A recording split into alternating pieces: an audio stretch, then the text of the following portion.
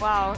EU really loves their times. One more games to decide this season. One more games to lock into playoff. It's time to show up or go home for XL and Team Vitality. I have no words for how this day went, Andrew. I mean, this is just complete madness. Not just one game we get here, but another game after this, a rematch between Fnatic and Misfits. But all in all, like, the stakes could not be higher for these two teams fighting for the playoff line. And we have you to thank for that, for beating Vitality. Thank you, Trymbi. It is what it is. And thanks for joining us also and sticking around. Thank you very much. I mean, I got my second spot right now, so I'm like quite chilling. I'm enjoying my time, and yeah, it's gonna be bangers for sure. It's gonna be bangers for sure. We already have the side selection, of course. No surprise here. XL chose blue. And look at that. I mean, obviously, everyone wants blue side now. The win rates do not lie. 8-2 on the blue side, 1-7 on the red side. I think they racked up a blue side win earlier as well. Like, it is just so powerful having the ability to just dictate the draft from the blue side right now that you can't give it up. That's the thing about draft as well, because they're just setting themselves up for that late game team fight scaling that they've wanted so often. Recently, we take a look at the Azir, the Sivers, saw Seri today as well. And just in general, the draft composition from XL has been all about securing them a good spot in the late game and then fight for what you can see right here. Yeah, and we've been talking about especially Patrik and the agency, I mean, the place he can find in those late game team fights, Trymbi. He's the monster to keep an eye on in the late game. Yeah, he's doing an excellent work when it comes to putting the DPS in, as well as just staying at least even in laning phase. And yeah, he gets quite a bit of resources, but he makes use of them, so that's something to for sure look at this game. And for sure, when it comes to blue side, I think they will look for something like Sivir, and they will try again to give him the best possible champ so he can carry on. And how much responsibility goes into an AD carry in this meta? Like, is it really just an AD carry meta that dictates what's going on right now? I would say it's like a bot lane thing where, like, when your bot lane can move to Herald and then they can try to snowball out of it, try to get the gold lead that after the buffs that Herald got with like the massive gold, like I think 200 plus 100 plus obviously plates and everything. If you're able to make it work as you're not losing much on bot lane at the same time, I think that you're winning on the map quite a lot, and that's something that they will try to look for with their picks and on the blue side, right? I see. But what happens on the side of Vitality then, Andrew? Because we know that this is when they regroup. This is when we have these mid-game team fights, especially around objectives, that we have something to look for Vitality. Yeah, and I actually wanted to jump over to the telestrator and work through a clip here, because there's been something that's sort of plaguing Vitality, and this is going back a few games now, and that's their vision setup coming into neutral objectives, especially around the Baron buff. This team has been getting destroyed by flanks, and we saw it again in their match just earlier today with Malrong over from Rogue.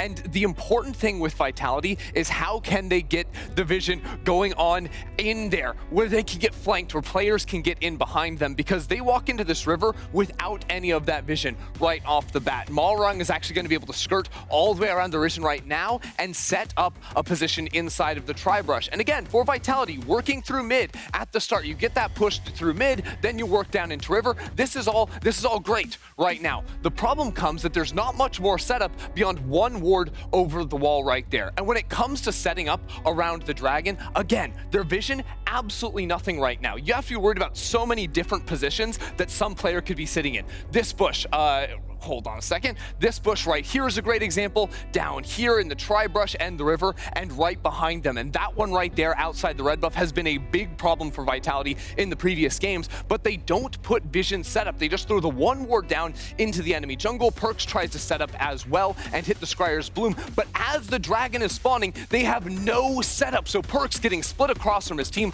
Malrong is setting up a trap inside of the Tri-Brush, and you might think, okay, sure, yes, Perkz gets picked, but maybe the problem was just the fact that he gets split off from the team. No, because even if he doesn't, even if Vitality still keep playing around this area right here, you're going to run into a situation where Malrong could walk all the way around here and set up for another big flank. So I think it is of critical importance that Vitality in their match today focus way more on getting the vision set up first. It's not enough just to set up with the mid push and walk down into river. They have to be aware of flanks, because this has happened to them both when they're the first ones onto the Drake and when they're the ones trying to pressure the Drake after someone else has already started it up. They have to be on their game for these setups. Yeah, and it's been an issue for Vitality so long as well with these mid games.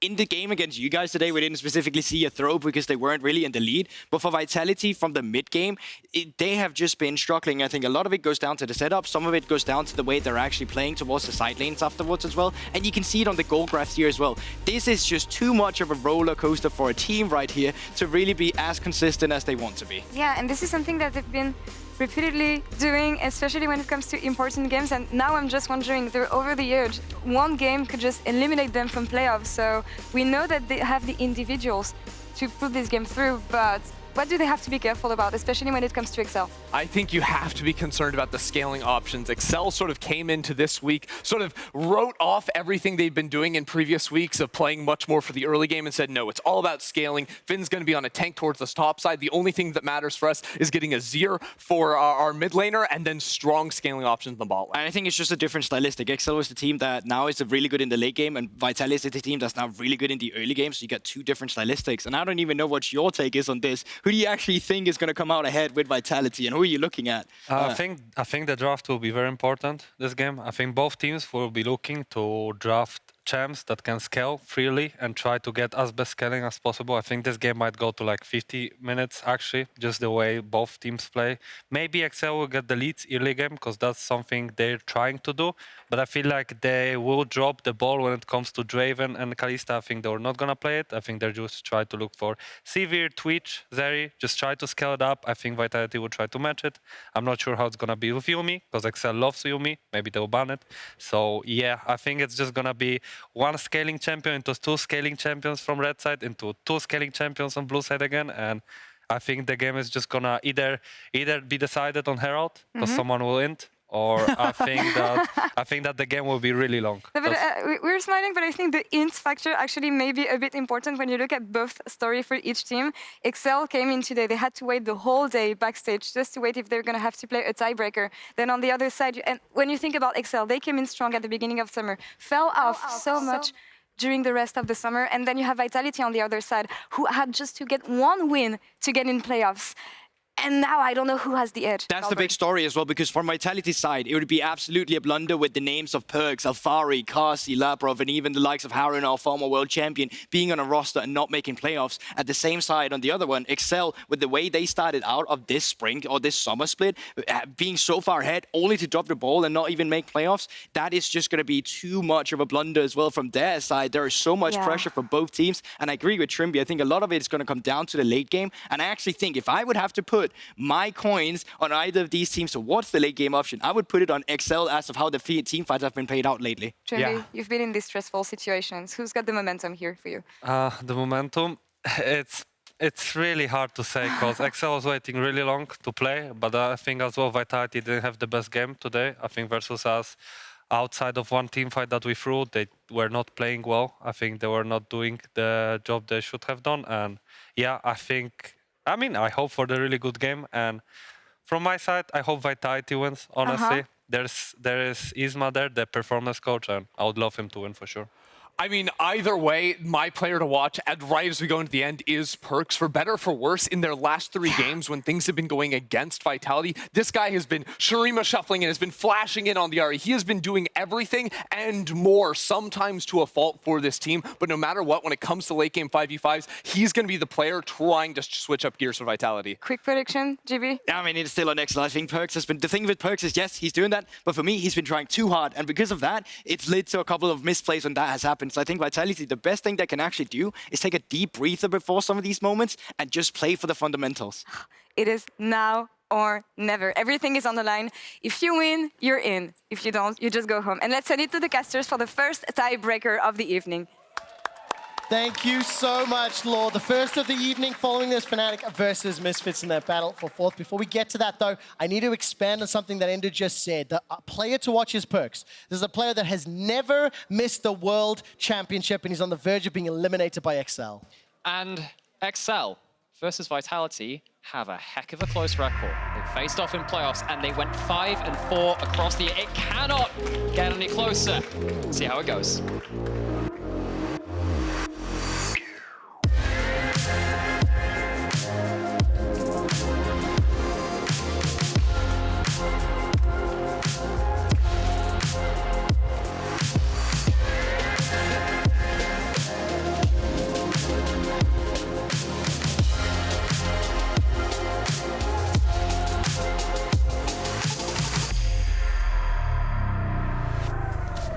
revenge match starts here. Rematch the first round of Spring Playoffs, where, of course, Vitality knocked out XL 3-2. That was in the playoffs, both teams there. XL, if they can get revenge, can build on their 5-4 head-to-head over the year, may be able to eliminate Vitality from even making playoffs. Alphari's Gnar finds itself in the ban pool. Twitch, Sivir, Yuumi immediately removed as well. Dagda, what do you make of that? And let's build on also something Trymbi was saying, expecting 50-minute games, late game scaling and team fights. I think that's the flavor of the day as well. Especially when you're still looking at things like Zeri still being left open, Poppy available, Wukong available, the Azir, though, will be taken off the board. So maybe both teams going, you know what, lads, it's been a long day. I don't know if we want to go to the late game here. Yeah, and then Narban is really important. Of course, we talked about how important it is to Alphari. I also think it works very well against what XL have been showing in terms of the heavy tank tops, stuff like the Sion, stuff like the Ornn, whatever, you name it. It just stops them having such volatile top lane matchups. So definitely things like the Gwen now popular, Ornn as you say, but I think you can also look at like Kallistas, you know, these kind of things that we haven't seen a huge amount in that bot side because they tend to be banned away.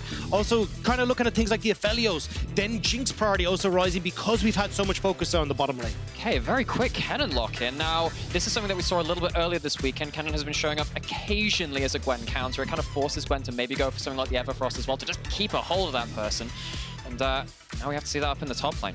So you're seeing Poppy, great response here, but you are very much lacking in engage here. So it does mean that either Nukeduck going to be forced into something like a Lissandra pick, or looking at Mikyx going over towards something like a Leona or Nautilus. And personally, I actually think that favors XL. I think Mikyx swapping over to the Enchanters hasn't been as strong just from what XL need from him, not his performance on them. So I'd love to see him go back to those engage tools and be the one calling the shot on when they go. Especially because Mikyx, for the majority of his career, has been one of those playmaking, the fight initiating players for his respective teams. I love the callback to the likes of Lissandra for Nukeduck. When I think of Nukeduck in his champion pool, I do think of those more teamfight, more supportive style picks like that Lissandra. Instead, we're all going to see this Draven. Both Patrik and Carzzy have played them for Patrik. This is throwing down the gauntlet in that bottom lane. It is also throwing Patrik in at the deep end. We talked about, of course, last game, positioning being very key in that game. If you're playing a Draven into a Wukong ult, into a Kennen ult, you cannot afford to get caught in that wombo combo of doom. Popul's going to help that, punt one of them away.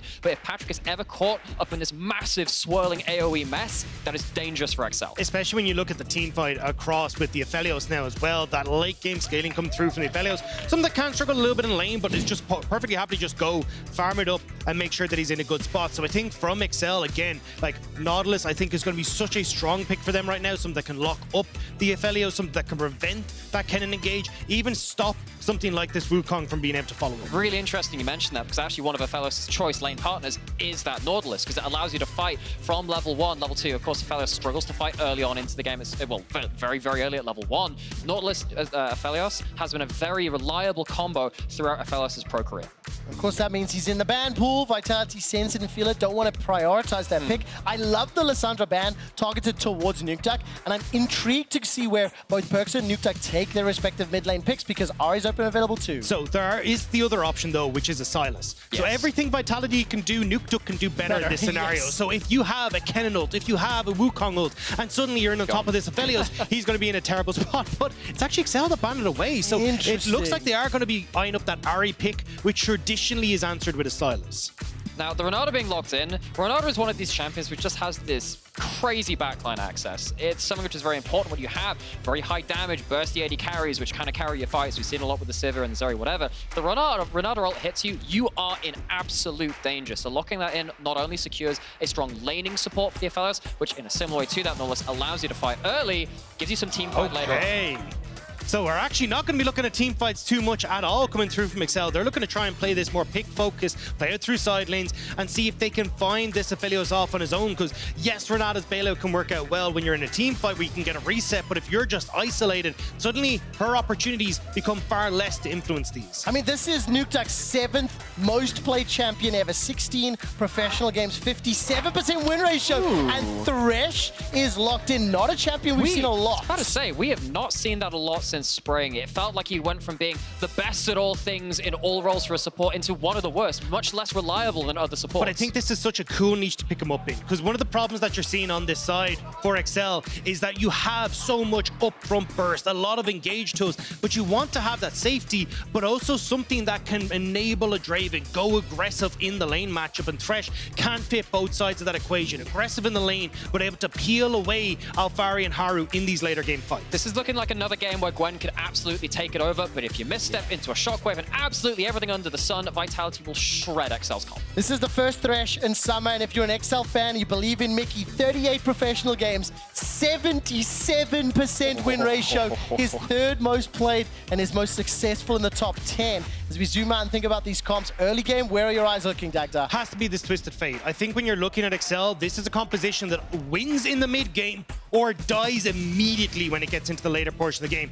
They need to get these towers down early, they need to get control of the map, and if they fail to do so, they will be on the receiving end of all that team fight that is coming through on the opposite side. What's so important about that is that all eyes are drawn mid, it isolates top lane. If Alphari can get a lead on the Kennen into the Gwen, that's going to be problematic too. So put that pressure mid, isolate top. Can Excel or Vitality find success? Win, and you are into playoffs. You have a shot at the title, and Worlds lose, and your season is done.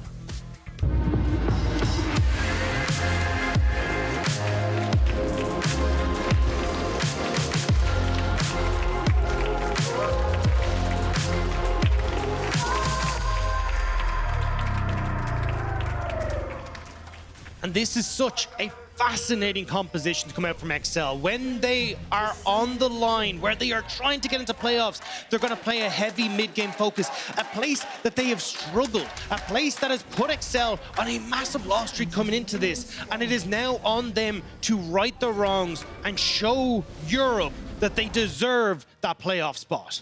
And it goes against one of the big things we've talked about today, identity, a sense of how these teams want to play the game. XL have gone away from the tank top, late game scaling, long range carries. This is a very different look at the most important of Crossroads. And for XL, can they make it work? Of course, looking at Vitality coming into Super Week, I just want to throw some numbers at you.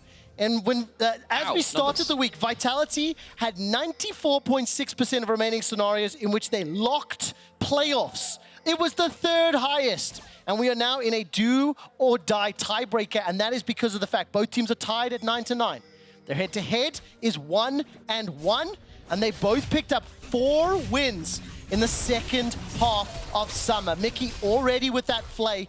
And the spinning axe is doing a lot of damage to Labrov. Early advantage. Yeah, and another thing which has happened, actually, look at these early game wards happening here. We've got one defending one side of the jungle, one seeing another jungle entrance from Vitality. You can see immediately Perkz walks up, starts slamming the wave with the auto attacks, getting that clockwork wind up. Vitality invested a lot of their early vision in making sure this mid lane can shove in that TF. And this mid lane is going to be the most important part of the early game, because Perkz is going to need to keep Nukeduck in check. He has a fantastic matchup in the Orianna, as you can see already. Gets to control the wave, gets to make sure that he's able to control how quickly Nukeduck can push this out. But more importantly, he wants to control dragons. He wants to control bot side. Because for Excel, they want to try and trade towers. They want to try and trade map state for these dragons come the later portion of the game. And it's way easier to do that if you've already picked up 1 or 2 of them, thanks to this Draven on the bottom side. I'm going to mention a team which does something which would be very important to see XL mirror this game, because you're very familiar with them. RNG, a great player playing with Fog of War. If they had a team comp like this,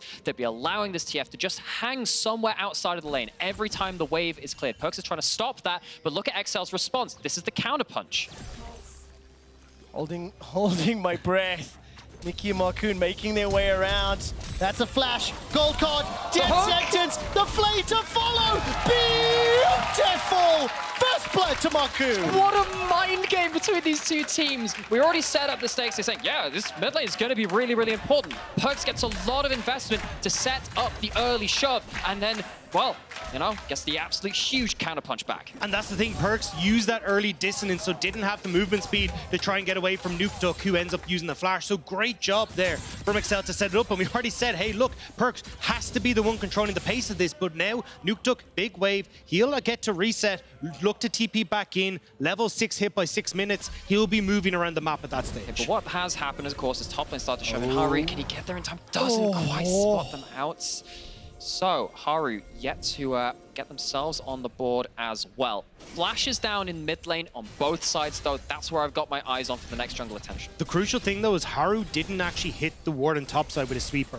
He hasn't reset as well. So at the moment, XL actually don't know where Haru is. And I think they're just waiting for Finn to come back up and make a play. But actually looks like Haru now is going to go for this later reset. Lantern gang! Lantern flay! The steadfast presence won't interrupt the flash, but the cleanser's blown as well. That will be a win for this bottom lane. Hex Flash still available for the re-engage. No, we haven't seen a Thresh this summer yet in the LEC, and Mikyx, of all players, brings it out. Long-time historical, successful champion, and he's making moves. And that's why I love that the Thresh has been picked in this niche. Aggressive in the early game, defensive when you get towards team fights. And with that flash burned, you know that Carzzy now has a target on his back for Nukeduck. And of course, everybody will remember, oh, I love that. I love that Lantern. Threatening it, forcing Labrov and Carzzy to move backwards, showing the vision as the death sentence won't find his target. Mikyx gets jumped on, snapped in the face, and Haru finds the kill. Despite the aggression, the trade does not go his way. And Mikyx had already used that flash to get an advantage elsewhere. Haru sees that and says, well, you don't have a flash now, that's an opening. The thing that I love, by the way, when you look at a player like Mikyx and a player like Perkz, with the history they have in Europe, when the pressure builds up, Perkz has leaned on his Orianna to bring teams back into games and force wins. Mikyx often playing Thresh with that Orianna. No and now they are on opposing sides. Charge goes forward, chucks out the hammer. Nukeduck's got no mana. Perkz will be forced away. Dropped to 250 hit points, but with no mana to follow, Nukeduck couldn't get the kill. Look at the timing on it, though. Nukeduck will hit level 6 off this next wave. Look at his experience in the bottom left corner. He has a perfect time now, thanks to that gank, to TP back in, push the wave. Perkz had already burnt his, so now Nukeduck, as he hits level 6, would immediately have access to the map. Now, this is something, again, which we mentioned a couple of times today. It's been a while since mid lane has actually just been a 1v1 lane. Mid lane in modern League of Legends is basically a 3v3. Your junglers can very easily reach there.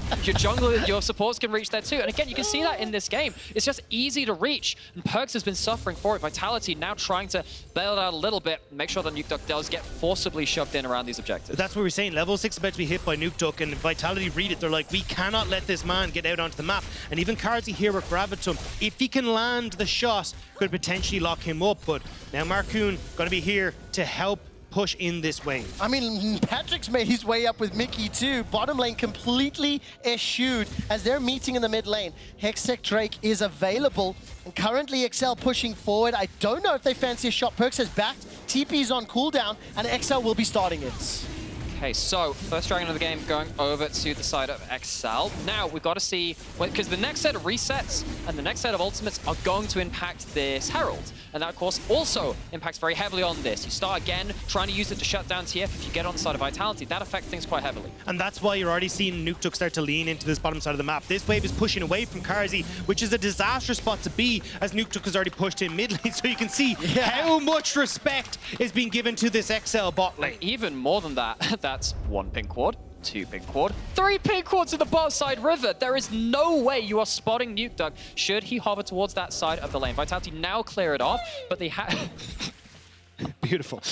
Why are you like this? To be fair, though, I think XL have now missed that window where Nukeduck could make a play. Perkz is back in mid, he's full health, well, half mana, still have to push out waves. And that's why, again, I think XL are going to have to trade pressure on Rift Herald for a play on bot side. And already you can see that Haru is doing a great job of reading that. He's here in this bottom side. Keeper's Verdict available as well. Haru will be able to arrive the Verdict up into the air. Carzzy's Moonlight Vigil not even available. Bailout by some time, and Haru pieces out. Markoon, second kill of the game. Just when they thought they were safe, clear out 2 pink wards on that bot side river, but they still can't mark the move. Doesn't even matter because Markoon is in bot side first. Even if TF didn't turn up, that's a surefire kill. Vitality just don't quite get their bot lane into a safe position. Mikyx going is for here, the Hex Flash. Is this going to get punished, Dagda? It feels like it will. He's got Shockwave. He's got the speed for bailout. Mikyx, you got nowhere to go. This is going to be personal. This is going to be personal. Not even going to need that Shockwave. Using the Clockwork wind-up command attack, Perkz takes down his former teammate, the second of the game. for Vitality. The thing is, though, XL now get to move up towards this top side. Perkz has TP, though, so can reset, TP mid, and move across. Carzzy's doing a good job of keeping this mid lane in check, but, I mean, you do get the kill answered back, but XL are getting what they want on the map. So, Nukeduck does have, of course, the spellbook, and his switch over to the Ignite has Flash and Ignite. Next time the fight happens around that TF, an extra boatload of damage will start coming in on top of that too. And Vitality, after investing their mid laners time down bot side, don't feel like they're strong enough in presence to contest this. Herald to XL will walk away with that. We're actually left with fairly even early game thing, all things said and done. This is actually fantastic for XL, though, right? Because well, we'll watch this play first, because great play coming through from Markoon, gets in behind Carzzy, knows he has no flash, shoves him back in. This is close, though. Like, one more auto, Patrik dies, Balo comes through, and you end up trading really effectively there. But the big talking points are the objectives. Dragon, going the way of XL, delays the game if you want to look at Vitality for late game fights. This Rift Herald as well now gets to give gold over to Patrik, open up the map for Finn and Nukeduck, who in that late game will be able to push more effectively than Vitality. Labrov is level 6, whereas Mikyx is not. Hostile takeover available to him is arriving to the fray. Finn's gonna go forward inside the mist. Needlework into snip, snip, snip. Shockwave pulled backwards. Finn's continuing the chase with the ghost used. The distance move speed allows Perkz to escape. And a great showcase of why you don't want Perkz in his side lane. He gets chased down so effectively by these carries, and now XL trying to put that presence topside. Yeah, there's flashes available for Vitality's Wombo. I don't think this is very safe. That death sentence was so close. I think XL would have engaged on it. Yeah, I mean, you have to be very careful. Nukeduck, again, is having this lean up towards topside. They now move Carzzy to mid lane. They're trying to get their late game AD carry ahead here as Vitality, but it does mean Nukeduck can clear waves really effectively. He's already used all of his minion dematerializers on those minions to help shove, and he can lean top with 3 seconds left in the ultimate. Yeah, I feel like we have a momentary respite from the action. I do want to ask everybody who will advance. If you're on discord.lec.gg, XL or Vitality? I want to hear the chants if you're in Berlin. XL or Vitality? Make some noise for you think will be advancing. I think it's pretty split here. This sounds about 50-50 to me, gentlemen. That just sounds like a lot of people shouting. Whoa! The savants over at our socials are heading towards XL. I mean, I look at this game and I think, I don't know, I just look at XL, and this is a composition which, again, it goes against what they've shown from us very, very strong. The early game's going good, but I am not convinced until they start really wrecking the mid game. Well, this is going to be the question now, is how they try and play through this, because in 40 seconds now, they already are moving into the spot side. They want to try and use this Rift Herald bot, but I actually think they should be trying to play towards top side, move away from Vitality want to be. Alphari and Finn don't have TP, but Alphari's so close to coming up. I'm clenching, I'm clenching, I'm clenching. The lantern's available. Markoon I think he gave it away. Decided to go backwards. I thought there was risk. I did not see where Patrik was, so Carzzy so close to being jumped on there. Yeah, I'm curious to see, though, how this now starts to move forward. Again, XL, I actually think what they should be doing here is foregoing bot lane Dragon, moving immediately to top side with Rift Herald, placing that to open up top tower, and then again opening up the map so they can continue to play the map state. They've already delayed the game enough. Like, think how late a sole potential for Vitality would be. Dagda, talk to me about this top lane. We've not seen Alphari's Kennen a hell of a lot over these 12 minutes. Finn has been involved in a few of those skirmishes, but plus 10 CS for now. Somewhat expected, neither champion on their mythic. We may have an engage starting out, so keep an eye on that as well. After an item and a half, Gwen will take over this lane. So Alphari is a ticking time bomb in this side lane. He's going to be great in fights, but will heavily lose out in side lanes. You take the Kennen for the early lane phase advantage, and then to play for fights. If Vitality can't find them, they're in trouble. Actually, you know, this Kennen is very hard to dive on a side lane. Once you have a stopwatch, when you have your ultimate, you go up there as a TF and you just get blasted on the turret. It's actually something which is very popular in the VCS of all regions, where they love to play very proactive side lanes. Saw that a little bit at MSI when they sent their representative there too. And this is the kind of composition where TF is lacking some options. Carzzy lacking some HP. That stand aside, as well as the Blood Rush, that drops Carzzy. He's still got Flash and Cleanse available to him. Now, Nukeduck does have that Destiny available, but he's been pushed real heavy in that mid lane. And with Herald now going down, XL, they've started this Dragon. Alphari does have TP to get down, though, which is why he's able to stay in top. Finn has to roam down and may actually look for a play in mid. Flash card. Flash card, flash card, flash card, into gold card, needlework, snip, snip, snip. snap and one last auto. Perkz gets taken down for the second time and the Dragon. And honestly, I think the most important part of that is actually losing the flash on the Orianna too. We saw what happened the last time Perkz burned that flash. He was punished so heavily after that point. And while I do think that Vitality have been playing respectfully in regards to how the map can be played out, and I don't think they've been torn apart in the way that maybe you'd expect a Poppy TF playmaking composition can do so far. It only takes one or two mistakes to start this snowball rolling. And I mean, I feel like it's already starting to get going, because when you play these styles of compositions, gold doesn't matter. Well, look, it all matters fundamentally, but realistically what you need to focus on is how the map is being degraded, how they're managing to take turrets, especially for XL. How can Vitality force fights? And right now, XL are able to play sides very effectively because they've got two dragons. The next question is going to be Rift Herald, and if Vitality can hard force Rift Herald to see if they can find a fight, or at least start to get some structures back for themselves as well. And here I was thinking you were going to give an economics lesson. We're still in the League of Legends. What I will say though is, do you start to get nervous when you think about this XL comp? Dagda, I heard some strong terminology talking about Mikyx using this TF, playing through controlling. I haven't necessarily seen that from XL. Well, that's the thing. It now changes when you transition to sides. Like, look at the map now, right? TF takes his place in bot side, Gwen moves top, and now this is where it actually starts to flip, because Perkz likes short ranges in this matchup, because he can very quickly push the lane, start to use that command attack to poke out Nukeduck. In longer lanes, he's a lot more vulnerable and can't play as aggressive, because if Markoon walks up, or, as we've seen from Finn, that's where it causes issues. And also, Vitality have been good at just grouping up around Carzzy, clump up, stop them getting numbers advantages easily. TF ult's popped, and again, they can't just jump into 4 members. Carzzy's got available that Gale Force. Markoon throws out the Keeper's Verdict. No Kennen yet. Teleport available, and instead XL will back away. They do not overchase. Great example of how Vitality are actually removing a lot of options for Nukeduck to move around the map. Yeah, you don't want to dive a Kennen under turret. The Orianna's been playing fairly respectfully, even though they've been the one that suffered the most, and you pile everyone else around Carzzy and make sure that option is removed as well. TF is actually struggling to find clean openings. He doesn't want to be there. You take bot terror here. You cross map with TF.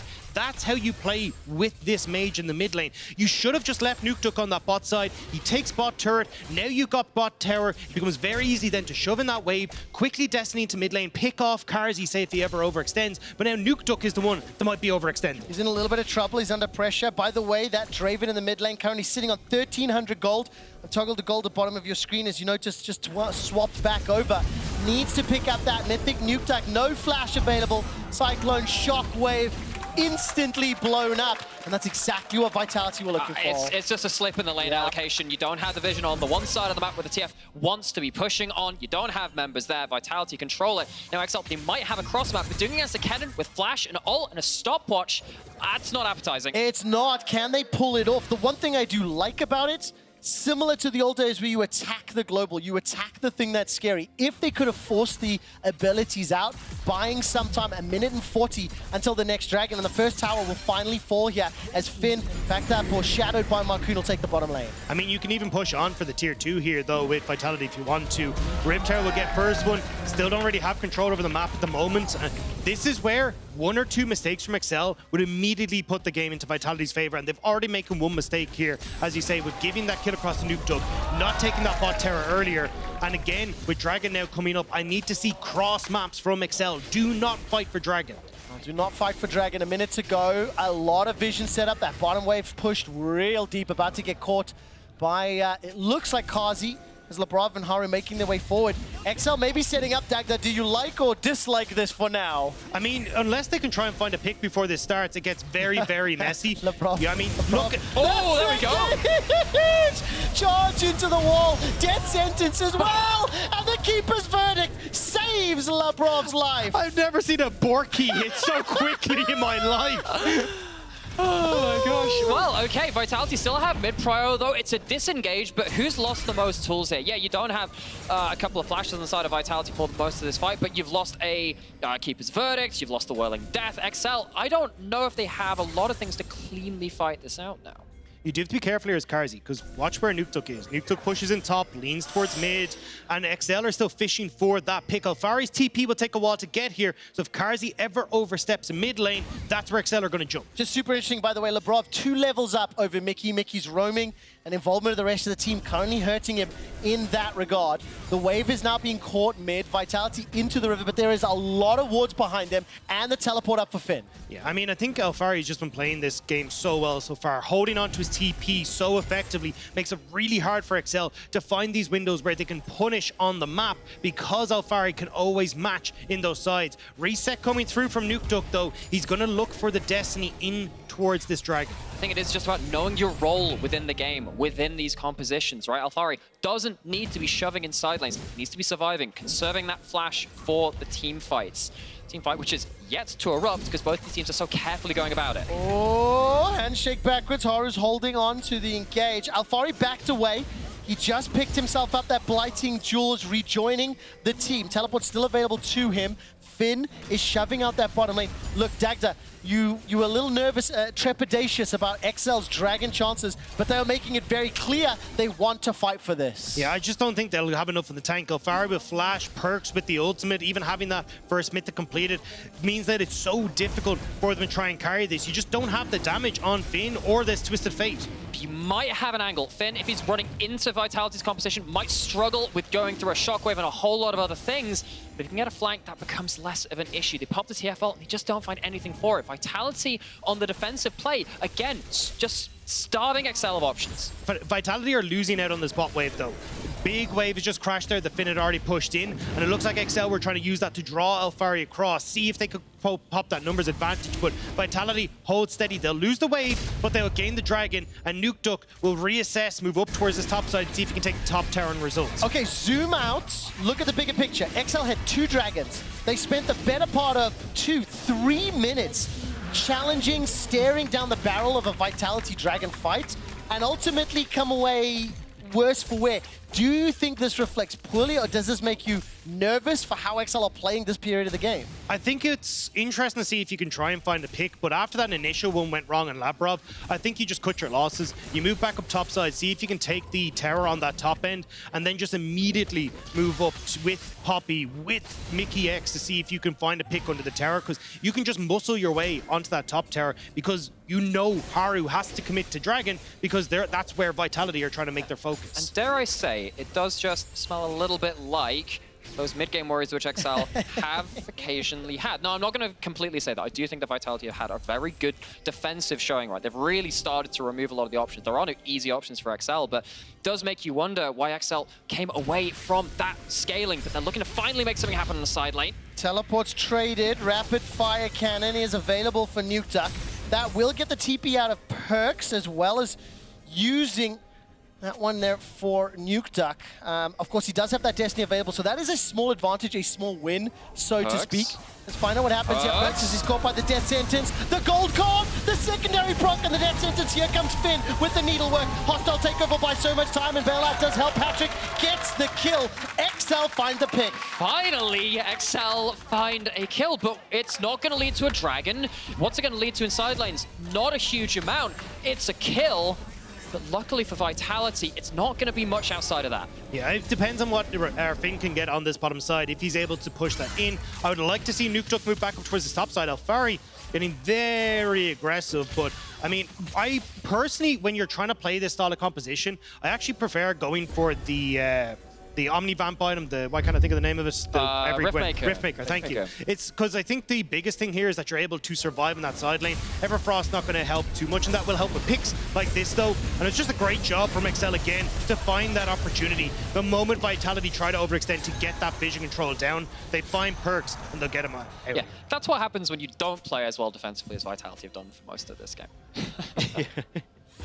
But again, like, you have to keep on top of things. You have to make sure that you are able to keep this up. And Haru, at the moment, trying to play up towards top side alongside Labrov, because they're trying to match where we're moving here for XL, but XL have a lot of vision in River that's making it very tough. And also keep in mind, Patrik, the beneficiary of that kill, I did not see how much total gold he secured. Well, he's $2 grand thanks up now. to those stacks, but plus 2,300 gold. Place to be. Bloodthirster plus Gale Force, reminder that Draven was a first rotation pick and is definitely one of the champions that XL will be leaning on. They're up 2,000 gold. They're up a dragon. More importantly, I think for the last 7 minutes of gameplay, XL have been looking for the pick. I feel like their game plan, the way that we can interpret their movement around the map, try to find a champion that can unlock a neutral objective. They managed to find it a minute or two ago, and right now, with Finn sitting on that Shadow Flame and Everfrost, he's got the second item. It's starting to be a problem for Alphari to deal with. Yeah, and that's why you build it into the matchup, right? Because Kennen likes to keep you at arm's length, because Gwen kind of struggles to lock a lot of champions down, especially stuff like Kayle as well, right? That was the first matchup we started to see this in, particularly in the LPL and LCK. But this one, it just means that if you misstep as a Kennen, you might just end up eating like 2 extra shots of that ultimate when you could have potentially flashed away. I do think, though, the lane assignments from XL aren't in the right positions here. Nukeduck should be the one in side lane threatening that top tower, because what you want to do is push in that wave. You've already lost your tier 1, so that's a long lane that you can let the minions roll down in, and you lean to mid. You threaten Carzzy at all points in time. If Carzzy can't step up to contest the wave, suddenly you got chip damage from Patrik. He's got the safety of Mikyx there to always get him out with the lantern, and that's how you can push the game forward. But you can see XL are really struggling at the moment to do that because Patrik is actually on the top side. So now they're going to start moving around instead and have that lane assignment we were just talking about. Yeah, and I completely agree with that, actually. Just thinking about XL haven't managed to punish Carzzy from just existing against the Twisted Fate, which is occasionally the life you have as an AD carry. We do have 40 seconds until this Dragon, though, and Vitality are on the other side of the map. They haven't set up for it completely. They'll have to move swiftly down there if they want to contest. Well, quickly take a look at the total gold in the game, brought to you by Santander. Patrik and Nukeduck sitting at the top there for XL. Alphari just marginally ahead of his opposite number, Finn. It is about as close as it's going to be. I want to look at the teleport wards. I want to look at the flanking opportunities, because right now there's not a lot of flanking or deep approaches that Alphari can take. It's going to have to be head-on, and that will be difficult into a Poppy, into a Gwen, into a Thresh. I think XL have learned their lesson, though. I mean, they're just going to leave Nukeduck up here. He's going to keep pushing in this top side, but as I say that, he's actually going to look for the reset. I don't know if I agree with this again. I think playing the map is the real one. I know they're Infernal Dragons. I know they're scary, but in an outright fight, like, the Aphelios is going to be in great shape. You've got 2 items on the Orianna. Perkz is huge. Carzzy may be gone, though. Oh, the death sentence may have bitten off a little more than Mickey wanted. The return damage was huge. Nothing further thrown in. Nukeduck's making his way from the jungle, and Alphari holding onto that protobelt, not going to jump forward, waiting for the engage. It's XL that are in fact pulling the trigger. Destiny, Gate, Gold gone, Finn, snip, snip. Gonna go gold in the hourglass, buying time for Alphari. The Cyclone now catching up. Nukeduck gets a fight on multiple fronts. Alphari throws out the slicing maelstrom. He's caught backwards, and the bailout will buy just about enough time. That's the kill onto Alphari, and Finn still stands. Gwen is a problem, and so is Patrik. XL got 2 already. Perkz is exhausted. The death sentence won't find its target, but XL running amok inside the alcove of Vitality. That's 1 backwards. Perkz all of a sudden, he's going to have a kill. 2 for 2. Patrik's looking for another. Nukeduck's been able to rejoin the fray. Gold card is primed, and Nukeduck stepping forward. No flash, no shockwave. Perkz may escape with his life. I mean, the front to back is how Vitality want to play this, but they spread out to try and get the pick onto the Gwen, and it just means that XL can easily get the picks. They turn onto Alphari. Alphari doesn't get to use that big ultimate as effectively as they'd like to, and XL get a 3rd dragon. And when you split the fight like that, which Vitality bought into, they chose to take that split fight, it means you're not getting maximum value out of your big AoE ultimates. What happens here is, I don't mind the initial attempt to try and get something out of the Gwen, but you need to be closer to your team. Labrov isn't in a great position to back anyone up. Alphari has to blow the stopwatch early, and Finn is so threatening in individual small skirmishes that Vitality have to overload one side of the fight, which means they lose the other. And the fact as well, as you look down to his bottom, look at Nukeduck's health. Perkz and Haru were trying to kill the Twisted Fate, but because they don't, you're now corralled into one place. The TP comes back through from the TF. So even though you get these crazy low health bars on XL, they've got another man on the move here, and they can pick off the Vitality members. Oh man, another kill goes the way of Patrik when we come out of this replay.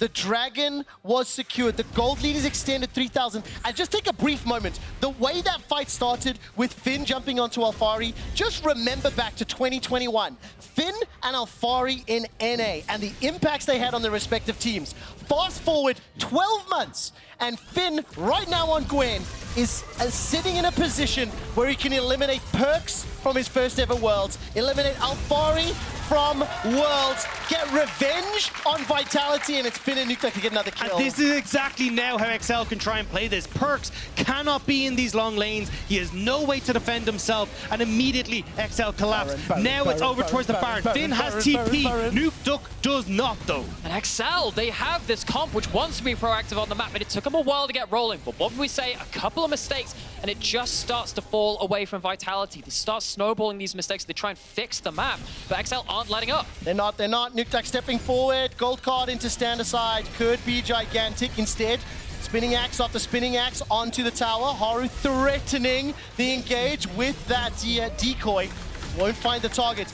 Gentlemen, can I ask Nymaera, can you highlight, using a touch, just how much additional gold Patrik has over his opposite number? That's actually not that's not okay for broadcast, so we just need to like... Oh, okay, there we go. There's actually no lead in the AD carries. 4,000 golder!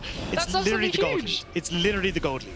Yeah, that gold lead is literally Patrik. Does that make you panic though? Like, so if Patrik doesn't have a good team fight, does all of a sudden the damage and the follow-up from XL go down? Still, like, I think it actually helps XL because you now have Patrik as a win condition for team fights, right? XL really want to be taking picks, but if they can't, if they're in dire straits, now you've got this monstrous Draven that can try and be the carry. Nukeduck can act as a peel tool rather than the engage tool and try and let Patrik win out in the fight. Gentlemen, Nukeduck has picked himself up a Magi Soul Stealer. Item. 5 stacks right now. XL are inside the pit, clearing out the wards. Teleport is up for Alphari. Level 16 is available for him. Slicing Maelstrom is 2 Perkz. Shockwave! Shockwave! I'm waiting for it! Not gonna happen!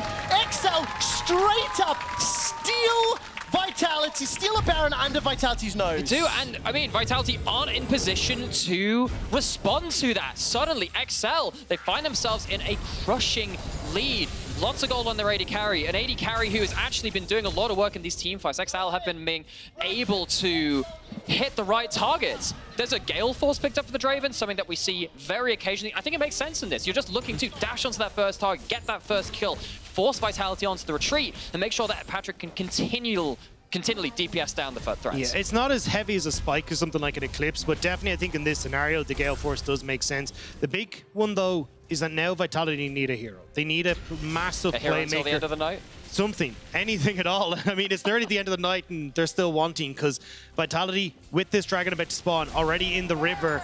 I mean, if I'm XL with Baron, again, look at where Nukeduck is. You just keep pushing. He has demolished. There's no pressure at all for XL right now to actually take this dragon. And I love what Patrik does there because they pop the Whirling Death. It's more like a Whirling Meth in that case, but that one time is just to get vision, make sure they can see who's on that side of the map. Oh, Haru's going to engage with that Nimbus Strike. Markoon forced to flash. That could be pivotal.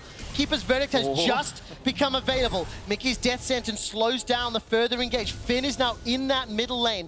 Baron empowered minions for another 90 seconds. Finn is now pressuring the middle tower. Dagda, this is pretty much what you wanted to see. Engage tools available for Vitality. They're not going to find the target. And XL, 7,000 gold up. 4 towers to 1, 3 dragons to 1. They're pushing an inhibitor turret, and XL are on the verge of gaining complete control. And it's a twofold push, right? Spread Baron top, spread Baron mid, and keep Vitality moving through their jungle where they don't have vision. Now all that pressure that they had over Dragon is dissipated, and even Finn can just go over and start that up himself, but they're still trying to see if they can find the pick. Oh, flash for flash though. Perkz loses it. That's a catch onto Markoon. He lost his flash earlier. Buy some time with that stopwatch. Teleport from Alphari coming in mid lane, but he might be too late. Not going to be able to get involved. There was stop. Nukeduck interrupted the TP. Patrik gets himself a kill. The Whirling Meth strikes back. Nukeduck's not done yet. Can they just finish the game? I think they just did it. XL, they're looking to return the favor, get revenge. Vitality knocked them out in spring. XL knock them out in summer. The super team of Vitality taken down by the surprise hit of 2022. Goodbye, Vitality. XL advance to playoffs. What a performance from Excel, a team that we said needed to do well in the mid-game, needed to show that where their weaknesses lied, they could overcome them. And against Vitality, they play the map better, they play spectacularly, and they will get themselves into playoffs. And you know what? I wasn't a believer when I saw that draft. I thought, you know what? XL haven't actually succeeded on this before. Well, Colony completely proved wrong on that one. That was a bit of a slow start, but when the opportunities showed themselves, they were ruthless in taking. I think crucially, watching Mikyx Thresh lead the way, lead by example, those initiation, those picks, watching XL understand the adaptation in the mid-game. XL Esports, la, la, la, la, la. Welcome to playoffs for the second time, back to back. And I'm just gonna say a sentence for you right now. The super team of Alphari, Haru, Perkz, Carzzy, and Labrov have been eliminated from playoffs, have been eliminated from World's contention for the first time in Perkz' history. No World Championship by Finn, Markoon, Nukeduck, Patrik, and Mikyx. That is not a sentence that I was expecting to say at any point this summer. And there is absolutely no way in hell that isn't weighing on their minds, because that has got to be crushing. That's got to be utterly crushing, because when you are players as well-renowned, as successful as the players on Vitality, you are right to have these high expectations of yourselves. To lose in this fashion, though, you gotta feel for them. I think as well, Orianna on Perkz, signature pick, second most played career-wise. One of the picks you look at and go, he can have that performance, that game-changing impact. The same is true for Mikyx on Thresh. The first Thresh of summer, and it picks up the most pivotal win. Unfortunately, I don't think tiebreaker games count for stats. I believe that's true. It's still another name in the anime revenge. Word, what an anime revenge arc. But I think that's the thing here, right? Is that you're looking at Perkz could have had the opportunity to do it. Yeah. Vitality could have had the opportunity if they could have found the team fight. But the way that Excel played that game, they never gave them that opportunity. As you talk about Mikyx being on point with these lanterns, he was great when it came to that early game and finding that success in mid, unlocking Nukeduck, and that was what brought the success for Excel. Yeah, and actually, I don't think I gave enough credit to, while Vitality were denying some macro options for the TF, XL completely denied the Wombo. Agreed. I think the adaptation mid-game, you have to give a lot of credit to XL. Congratulations making it to playoffs. We're going to join Mikyx with Medic. Thank you very much, Trevor, and Dagda and Nymaera, great cast, obviously. Mikyx, man, like, it's a bit of a cliche to ask this, but I'm going to start with this question anyway. How you doing, man? How you feeling? Very tired. Yeah. Because we're here since game one, so yeah, I don't know. Just kind of want to go to bed right now. I'm happy we won, so it's more like relief than anything else. And yeah, I think we can do well in playoffs, so looking forward to that. Yeah, I think you've got a week in a bit to relax and to get ready, obviously, for playoffs. We could talk a lot about today, and we could talk a lot about these games, but I think we've heard those sorts of stories before. I want to talk a little bit about you and your season with XL. Obviously, you came in for Advien in spring. Things improved. You got into playoffs. Now, in summer, there has been quite a spotlight on you, especially over the last few weeks. We had the Boxercast where you went 0-10.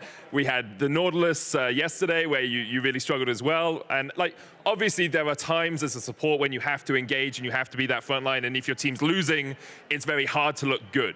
How do you think your split has gone on your own metrics? I think the split has been quite poor from myself individually, because I feel like in scrims, me and Patrik are actually doing really well every single game, and we're like kind of, when we came from Korea at least, we're like stomping everyone. So I felt really confident going into the split, and I felt like we had good games, but we were winning a lot because I was playing Yuumi, so I wasn't actually playing the game, I was just there, you know.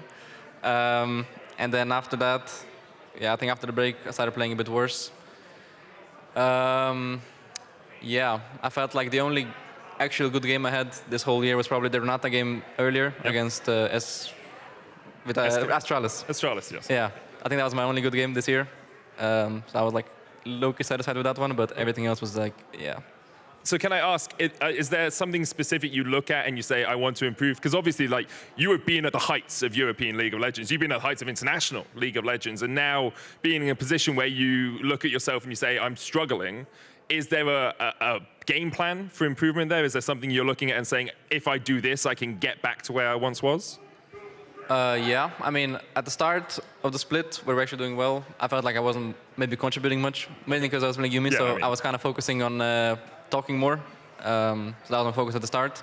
And then when I started playing worse individually, when I played other champs than Yuumi, then I was more focusing on myself, what I'm doing in the game. Just started thinking more about what I'm doing, then started watching other supports, what they're doing. I don't know, at some point I just felt like I forgot how to play the game, so I had to relearn it a little bit. So yeah, I think right now I'm fine. Yeah, I get that. Obviously, if you want to watch good support play, I stream on Twitch. You can. I watch regularly, don't worry. Thank you. Let's talk a little bit about how you guys are going to approach... Explains my Nami game, you know? Let's talk a bit about how you guys are going to approach the week and a half you have. Is there anything specific? Because obviously your bootcamping career really helped you guys at the start of the season. Do you have something similar planned, although obviously not traveling around the world? Probably not going to travel anywhere, but I think we might take a few days off because, well, we didn't really have much days off. I guess we had like even the 1 week break that was between the weeks, we didn't actually take it off, maybe like 1 or 2 days. Okay. So I think maybe a few more days would be nice, but yeah, other than that, we're just going to try to prepare a good draft, get a good meta read, because I think having a good meta read is the most important thing for LEC games, and especially in best of fives. And yeah, try to find whatever works for us. I feel like this week we kind of found it after a row game, so yeah. Well, congratulations, obviously, again, on making playoffs. And thank you very much for talking to me after this. You will play up against the loser of this game in the first round. Is there one of the two teams you prefer to face? Nah, I don't mind. No? Take down either of them. Yeah. Thanks again, Mikyx. After the break, our second and final tiebreaker of the night, Fnatic and Misfits face off for 4th place in the regular season, a difference of 20 valuable championship points for seeding in the playoffs. We'll see you all in a couple.